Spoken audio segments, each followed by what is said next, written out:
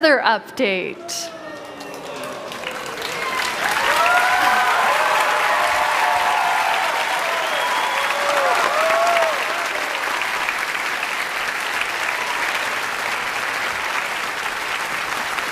So the Nether hasn't been a place that's very livable, and that is all about to change. So how is that changing? I mean, well, it will still not be easy to live there. Okay. But you can. So we want players to be able to have a base there. So for example, you can set your spawn in Nether, you can find food in Nether, but it's still really a dangerous place. Food in the Nether? So that means there's something... Well, it's a new mob, and we will talk more about it later. Okay. So first... Yeah, of course. We also wanted to make sure that there's more things to explore and more things to find and more things to do. So we wanted to introduce biomes to the Nether. Yes. So we will actually show some of them today, and the first one is the Soul Sand Valley. Soul Sand Valley.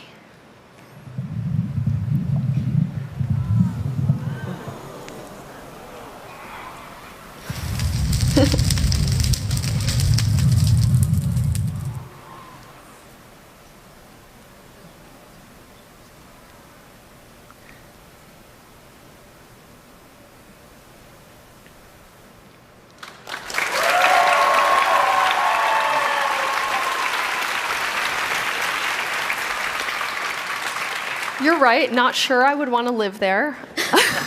Well, depends on what you prefer. So what's happening in Soul Sand Valley? It looks incredible. Yeah, so I would say this is a scary biome. It's quite barren, and it has this blue fog and the blue fire, which is a new block. Or actually, if you place fire on a soul sand, it will now turn blue. And it's also like the stalactites and visible fossils.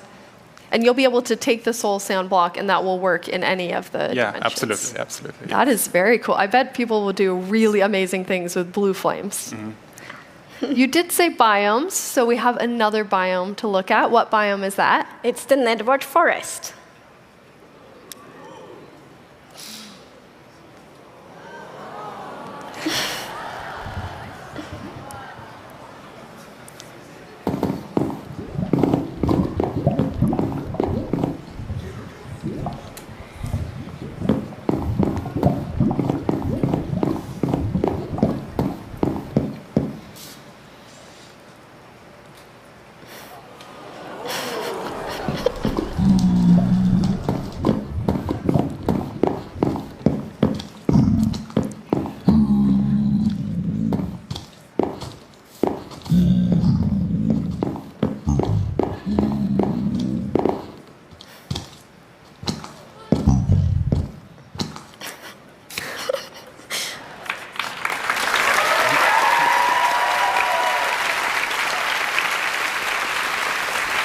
There's a lot in the Nether forest, so what's happening in there? Lots of things. So yeah, as you can see, it's two variants of it. So the red one has quite a very live atmosphere in its own very weird and nethery way. So it's like swirling particles and a lot of vegetation. It's very dense, so like the players should get lost in there. And then we have the blue one, which has a very a unique atmosphere. It's even more weird, if possible. And it has just the particles of it's falling and lots of new blocks, lots of new vegetation.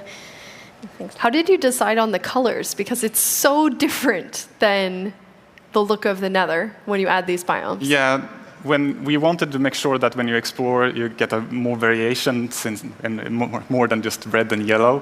And we were thinking about how the overworld is much green, blue, and gray, and then this black, purple, and yellow. So we were thinking, how can we add more color depth to the Nether that kind of creates a good feeling for the Nether still. It's really beautiful. But you said it's going to be just as hard. So even though this looks quite like an oasis, it's not going to be? Well, we still call the Nether forest the Nether oasis, but that doesn't mean it will be easy being there. So there will be, for example, a new hostile mob, and I think we could show it now, and we temporarily call it the Piglin Beast. Piglin Beast.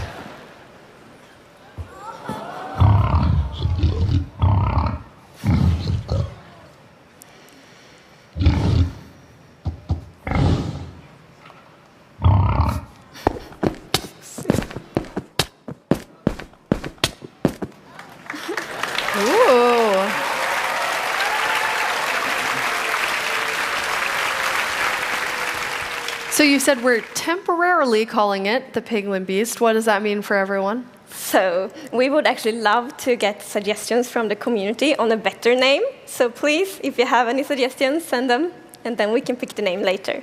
And what happens with this new to-be-named Piglin Beast? So the to-be-named Piglin Beast is really aggressive, so it's quite scary, but it's also the food source in Nether, actually.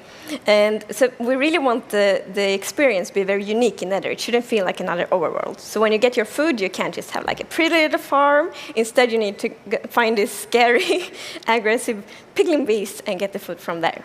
And this is the first time you have a food source in the Nether?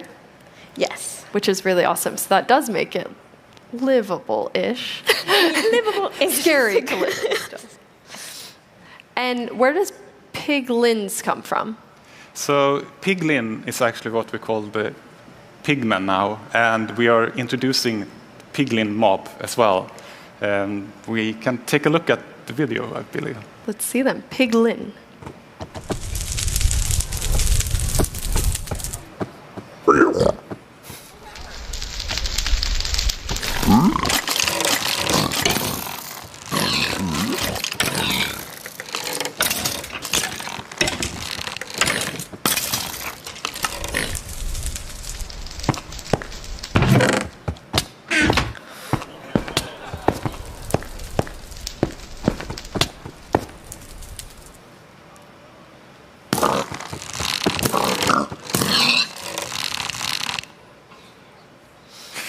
Ooh.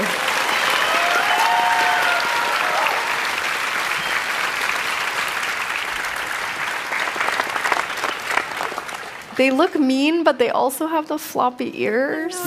The floppy. They're kind of cute too. Yes, sorry, but yeah, there's a lot of going on in this video. But at the core, the piglin is almost like a new civilization that we add to the Nether, and they are actually hostile towards the player. They also don't like wither skeletons, and they hunt the piglin beast for food as well. Wow. But they do collect gold, and if you, as in this picture, wear gold armor, they will kind of they will ignore you. They won't like you, but they will ignore you unless you open chests or start poking in their stuff. Yes, I really like this mechanic actually. So if you open a chest close to a piglin and they see you, they will get really upset. Yes. Oh. But there's actually a good reason why the player wants to approach the piglins, because we will introduce a new kind of trading with them that we call bartering. But it's a little bit different to villager trading. Yeah, because villager trading, the villagers are like, very friendly. The piglins do it in their own way. So it's like you can throw some gold at them, and they will just like throw an item somewhere, and then you can go pick it up. So it's more piglin style trading. That's amazing. So will there be new things that they're gonna barter with you? It will, but we will not tell what you can barter yet. Okay. So new things coming to the Nether. That is a lot of Nether things coming.